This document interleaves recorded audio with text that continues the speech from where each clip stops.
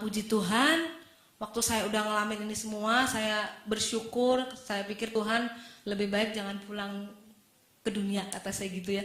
Karena di surga tuh enak banget, aduh gak mikirin kuliah, kata saya gak mikirin uang, gak mikirin apa-apa. Kayaknya damai, sukacita gitu ya. Terus mungkin orang pada bertanya-tanya kalau di surga tuh ngapain sih Bu? Mau ngapain juga yang penting ketemu Tuhan Yesus, bener? Sekarang kalau kita udah ketemu Tuhan Yesus, apa sih yang dipikirin? Mau mikirin apa coba? Kan kalau kita udah ketemu Raja di atas segala raja, udah ketemu yang punya surga, ya kita bersukacita aja, bergembira gitu ya. Boleh gak yang di Bangsal berkunjung ke istana Tuhan? Boleh kalau diundang. Kalau yang di rumah boleh ke istana Tuhan? Boleh kalau diundang juga. Tapi kalau yang di istananya Tuhan, ini boleh kemana-mana. Jadi dengan kata lain, kita harus semakin intim dengan Tuhan gitu. Supaya kita dapat tempatnya istananya Tuhan semua. Jangan cuma yang di rumah-rumah, tapi istananya Tuhan gitu loh. Terus pada hari terakhir saya ngalamin proses ini, hari ke-40, saya ada di hadapan Tuhan, saya bilang, Tuhan, ini udah hari ke-40 nih kata saya tuh.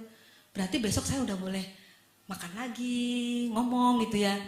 Nah, Tuhan di situ dengan pribadinya yang sangat megah, pakai jubah ungu, jubah kerajaan gitu ya. Mahkotanya megah banget. Tiba-tiba Tuhan menunjukkan saya suatu hal. Ini yang penting. Ini karena hari-hari ini tuh terjadi gitu ya. Tuhan menunjukkan suatu bangunan bentuknya kotak. Saya pertama nggak ngerti Tuhan. Ini bangunan apa ya kata saya gitu kan. Tuhan bilang gini. Ini adalah bangunan bait suci yang ketiga. Nanti adanya di Israel. Kalau bangunan bait suci yang ketiga ini sudah terbangun di Israel, berarti tandanya aku segera datang kata Tuhan begitu. Tapi sebelum bait suci yang ketiga ini dibangun, akan ada banyak sekali orang-orang yang bertobat. Dari yang tidak percaya Tuhan, menjadi percaya Tuhan. Dari yang jauh dari Tuhan, mendekat kembali ke Tuhan.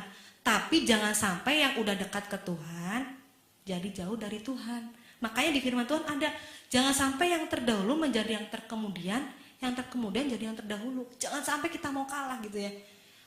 Kita harus berlomba-lomba, berjuang.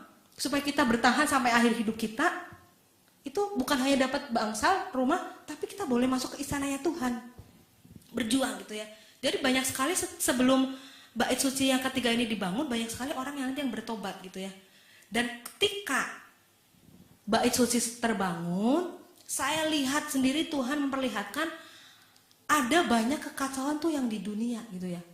Dimanapun ada terjadi kekacauan dan saya melihat banyak orang-orang yang menghilang gitu ya. Saya bilang, loh Tuhan, kok tiba-tiba orang yang lagi main musik tring hilang. Ada orang yang jalan hilang gitu ya. Ada orang yang di rumah suami istri, suaminya hilang, istrinya masih ada. Tapi ada orang yang masak tiba-tiba hilang gitu. Dan itu terjadi kekacauan yang luar biasa Saudara di situ. Dan saya bilang, Tuhan, kok ada orang-orang yang menghilang gini? Tuhan bilang, ini namanya rapture. Jadi mau gak mau, percaya gak percaya, rapture itu ada. Diangkat oleh Tuhan, disembunyikan. Untuk apa di rapture? Untuk kita terhindar dari masa antikris. Jadi ketika yang di rapture itu disembunyikan oleh Tuhan, diangkat oleh Tuhan, itu saya ngelihat di dunia juga, gak cuma Indonesia, seluruh dunia, itu banyak kekacauan terjadi gitu ya. Jadi saya ngelihat di situ, situasinya ada orang yang dibunuh, ada orang yang percaya Tuhan atau enggak? Kalau percaya Tuhan, mati, dibunuh, ditembak dan sebagainya. Itu terjadi hari-hari akhir, gitu ya. Dan saya lihat dengan jelas gitu, loh Tuhan, kok mengerikan sekali ya. Jadi kalau kita mau di rapture tuh syaratnya apa kata saya gitu ya. Kalau mau di rapture tuh syaratnya apa Tuhan? Itu karena banyak sekali, ini saya nggak nakut-nakutin ya. Ini Tuhan bilang, harus segera terjadi dan akan terjadi dan sebentar lagi terjadi. Jadi kalau suaminya di rapture, belum tentu istrinya di rapture. Kalau suaminya masuk surga, belum tentu istrinya masuk surga. Jadi keselamatan itu pribadi. Di rapture oleh Tuhan juga pribadi. Jadi hubungan kita pribadi dengan Tuhan. Nggak bisa ikut orang tua, nggak bisa ikut anak nggak bisa ikut orang tua, suami nggak bisa ikut istri. Jadi masing-masing gitu ya. Jadi Tuhan bilang, makanya perlu sekali hari-hari ini tuh orang tuh hidup dalam tuntunan Roh Kudus. Dipenuhkan Roh Kudus, berhubungan pribadi dengan Roh Kudus dengan intim gitu ya. Itu syaratnya untuk Kita di rapture bener-bener. Jadi Tuhan mau tuh kita orang Kristen tuh jangan jadi Kristen abu-abu gitu ya.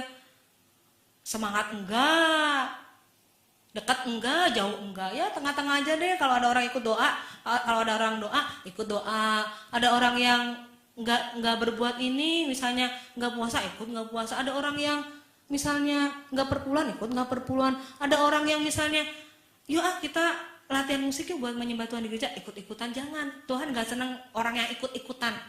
Tuhan senang kita jadi Kristen yang murni, bener-bener kudus, murni. Nah itu syaratnya di rapture gitu ya saudara. Dan mau nggak mau itu sebentar lagi terjadi. Ya Tuhan mau kita semua di rapture gitu ya. Diangkat oleh Tuhan, ketemu Tuhan gitu ya.